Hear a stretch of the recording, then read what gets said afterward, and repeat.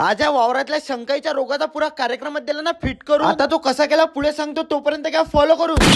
तुम्हाला तर माहिती असेल आपल्या वावरात एक नवीन रोग आलाय शंकाईचा, आणि या रोगासाठी किती इलाज केले आणि किती नाही पुरे फेल गेले. म्हणून काढली आपली गाडी प्रथमेश पाटील दत्ता पाटील घेऊन आलो डायरेक्ट कृषी सेवा केंद्रावर. आणि दादाला म्हटलं द्या शंकूच्या रोगावर एकदम खतरनाक औषध. आणि त्या दादानं औषध काढली आणि ते आपले फॉलोअर्सच निघाले. मी म्हटलं जमला आता डिस्काउंट म्हणायची गरज नाही. ते औषध घेऊन आलो डायरेक्ट वावरात. पाकिट फोडलं कट्ट्यावर टाकली चांगली घेतली काढून. मग केलं त्याच्यात तांदूळ चांगले मिक्स आणि वरून पाणी घेतलं टाकून. पण आता ते फेकायची ती पराठी, आणि पराठी पाहिली छत्या एवढी, पण रातच्या त्या पराठीत काय नाही नेमच नाही. म्हणून सोबत घेतली मोठीवाली काढी आणि त्या पराठीत औषध टाकूच राहिलो ते. पण त्याच्यात दिसलं ना ह्या मोठ्याले शंक.